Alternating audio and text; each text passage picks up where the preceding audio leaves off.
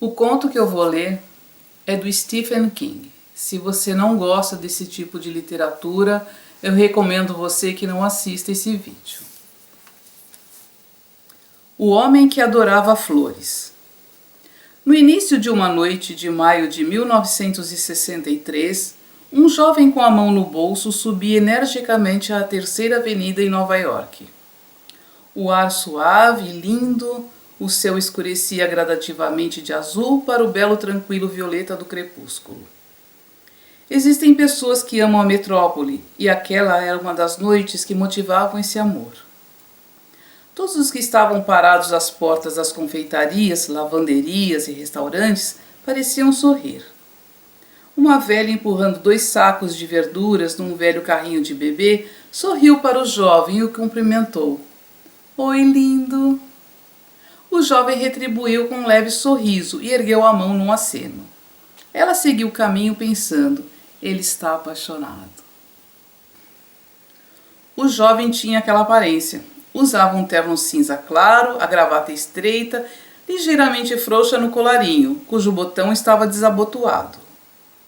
Tinha cabelo escuro, cortado curto, pele clara, olhos azuis claros. Não era um rosto marcante, mas naquela suave noite de primavera, naquela avenida, em maio de 63, ele era lindo e a velha refletiu com instantânea e doce nostalgia que na primavera qualquer pessoa pode ser linda. Se estiver indo às pressas, encontrar-se com a pessoa de seus sonhos para jantar e talvez depois dançar. A primavera é a única estação em que a nostalgia parece nunca tornar-se amarga, e a velha seguiu seu caminho satisfeita por haver cumprimentado o rapaz, e alegre por ele haver retribuído o cumprimento, erguendo a mão num aceno. O jovem atravessou a rua 66, andando a passos ágeis e com o mesmo leve sorriso nos lábios. Na metade do quarteirão estava um velho junto a um surrado carrinho de mão cheio de flores, cuja cor predominante era o amarelo, uma festa amarela de junqueiros e crocos. O velho também tinha cravos e algumas rosas de estufa, na maioria amarelas e brancas. Comia um doce, escutava um volumoso rádio transistorizado, equilibrado através do canto do carrinho. O rádio difundia notícias ruins que ninguém escutava. Um assassino abatia as vítimas a martelo, ainda estava solta. John Fitzgerald Kennedy declarava que a situação no pequeno país asiático chamado Vietnã merecia ser observada com atenção. O cadáver de uma mulher não identificada fora retirado do East River. Um júri de cidadãos deixara de pronunciar um manda-chuva do crime na campanha movida pelas autoridades municipais contra o tráfico de tóxicos. Os soviéticos tinham explodido uma bomba nuclear. Nada daquilo parecia real, nada daquilo parecia importante. O ar era suave e gostoso. 2 homens com barrigas de bebedouros de cerveja estavam à porta de uma padaria, jogando níqueis e gozando-se mutuamente. A primavera estremecia na orla do verão. E o verão é a estação dos sonhos. O jovem passou pelo carrinho de flores e o som das notícias ruins ficou para trás. Ele hesitou.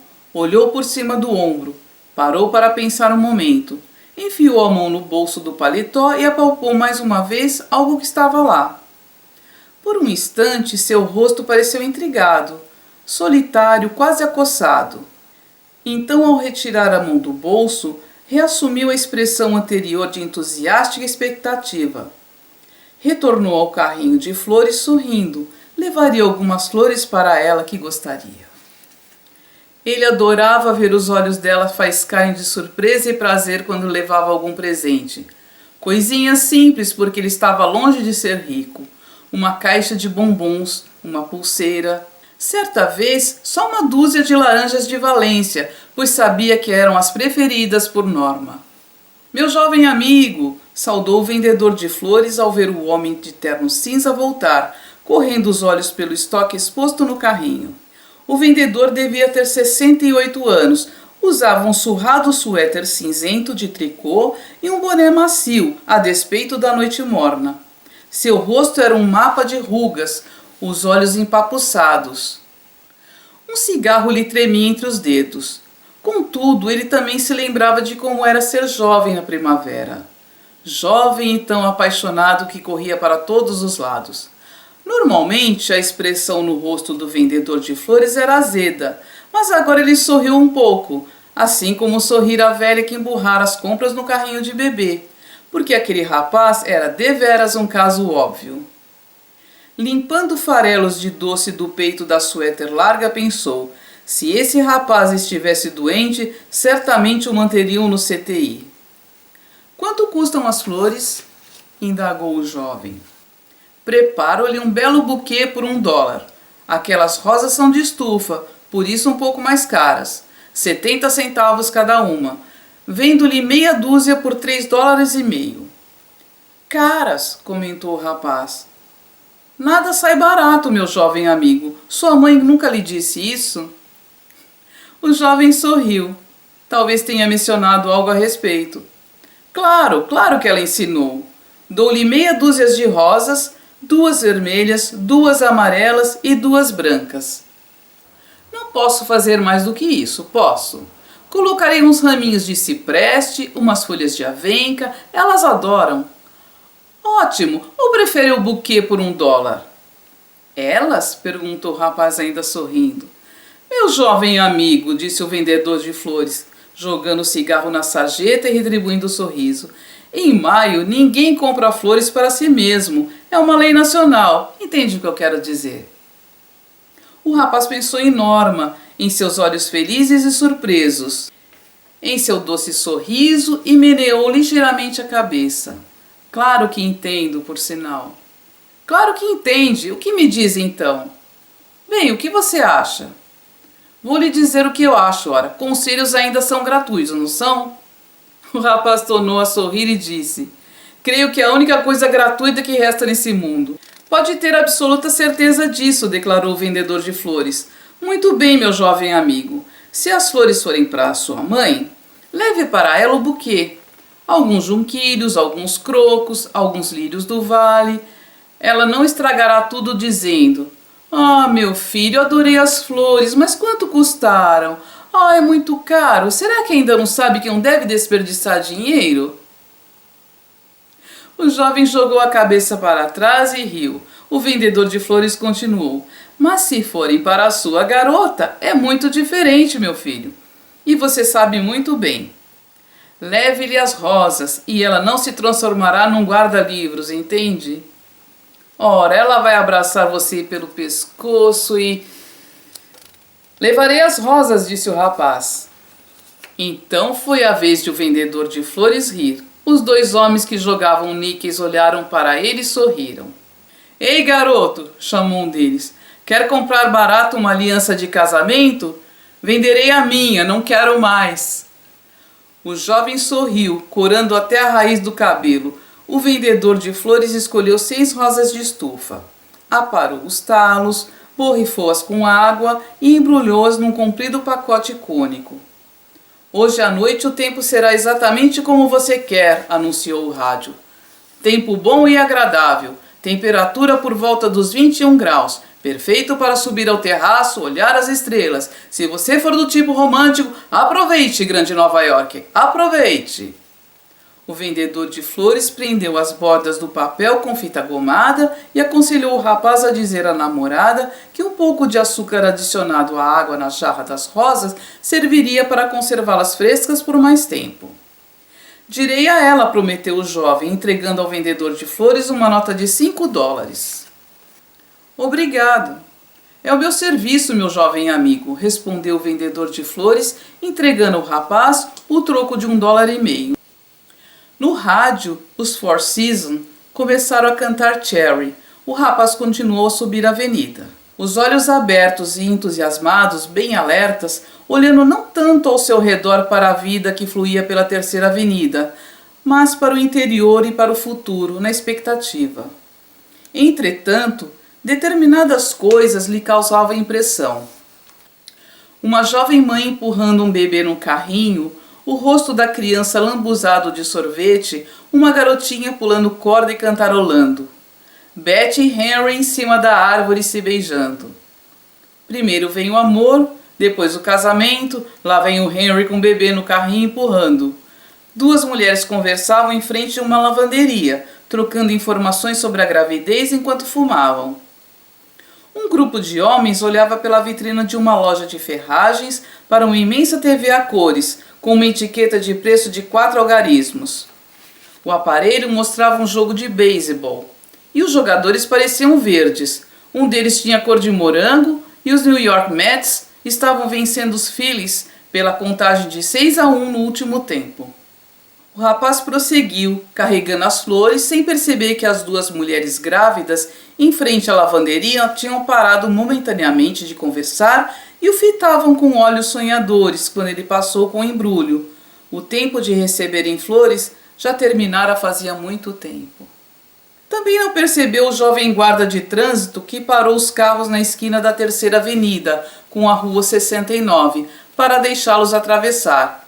O guarda era noivo e reconheceu a expressão sonhadora na fisionomia do rapaz, por causa da imagem que ele via no espelho todos os dias ao fazer a barba, onde vinha observando naquela mesma expressão ultimamente. Não percebeu as duas adolescentes que cruzavam com ele em sentido contrário e depois ficaram dando risadinhas. Parou na Rua 73 e virou à direita. A rua era um pouco mais escura que as outras, ladeada por casas transformadas em prédios de apartamentos, com restaurantes italianos nos porões. 3 quarteirões adiante, um jogo de beisebol de rua continuava animado à luz do anoitecer. O jovem não chegou até lá. Depois de andar meio quarteirão, entrou numa travessa estreita. Agora as estrelas tinham surgido no céu, cintilando levemente. A travessa era escura e cheia de sombras, com vagas silhuetas de latas de lixo. O jovem estava sozinho agora. Não totalmente. Um berro ondulante soou na penumbra avermelhada e ele franziu a testa. Era a canção de amor de um gato, e isso não tinha nada de lindo. Andou mais devagar e consultou o relógio. Faltavam 15 para as 8. E a qualquer momento Norma... Então avistou-a, vindo pelo quintal em direção a ele, usando calça comprida azul marinho e uma blusa de marinheiro, que fizera o coração do rapaz doer. Era sempre uma surpresa avistá-la pela primeira vez, sempre um choque delicioso. Ela parecia tão jovem. Agora o sorriso dele brilhou, radiante. Caminhou mais depressa. Norma! Chamou ele. Ela ergueu os olhos e sorriu, mas quando se aproximou, parou de sorrir. O sorriso do rapaz também tremeu um pouco e ele ficou momentaneamente quieto. O rosto acima da blusa de marinheiro lhe pareceu subitamente difuso. Estava ficando escuro. Estaria ele enganado? Certamente que não. Era Norma. Eu trouxe flores para você, disse ele feliz e aliviado, entregando-lhe o embrulho. Ela o encarou por um momento, sorriu e devolveu as flores. Muito obrigada, mas está enganado. Meu nome é... Norma, sussurrou ele, e tirou um martelo de cabo curto do bolso do paletó, onde guardara durante todo o tempo. Elas são para você, Norma. Sempre foi para você. Tudo é para você. Ela recuou, ficou branca, apavorada. E não era Norma, pois Norma morrera faz 10 anos. E não fazia diferença, porque ela ia gritar e ele golpeou com o martelo para conter o grito, para matar o grito. E quando desferiu a martelada, o embrulho de flores caiu da outra mão, abrindo-se e espalhando rosas vermelhas, amarelas e brancas perto das amassadas latas de lixo, onde os gatos faziam um amor alienado no escuro, gritando de amor, gritando. Ele golpeou com o martelo e ela não gritou, mas poderia ter gritado, porque não era Norma. Nenhuma delas era Norma. E ele golpeou com o martelo. Ela não era Norma, e por isso ele golpeava com o martelo, como fizera 5 vezes anteriormente. Sem saber quanto tempo depois, ele guardou o martelo de volta no bolso do paletó e recuou para longe da sombra escura estendida nas pedras do calçamento, para longe das rosas espalhadas perto das latas de lixo. Deu meia volta e saiu na travessa estreita. Era noite fechada agora. Os jogadores de beisebol tinham voltado para casa. Se existissem manchas de sangue em seu terno, elas não apareceriam por causa do escuro. Não no escuro daquela noite de final de primavera. O nome dela não era Norma. O nome das outras também não era Norma. Mas ele continuava perambulando pelas ruas escuras porque Norma o esperava e ele a encontraria algum dia em breve. Começou a sorrir. A agilidade voltou-lhe ao andar quando ele desceu a rua 73. Um casal de meia-idade sentados no degrau de um prédio onde morava observou o rapaz passar, sorrindo, olhar distante. Depois que ele passou, a mulher perguntou para o companheiro: "Por que você nunca mais teve aquela aparência, aquele sorriso no rosto?" Aí o homem respondeu: "Hã?" Ela disse: "Nada." Depois que o rapaz passou, a mulher perguntou para o homem: "Por que você nunca mais teve aquela aparência?" Aí o homem respondeu: "Hã?" Ela disse: "Nada." E continuou observando o jovem de terno cinza desaparecer na escuridão. E refletiu que se existia algo mais lindo na primavera, era o amor dos jovens. Eu avisei que a história era do Stephen King.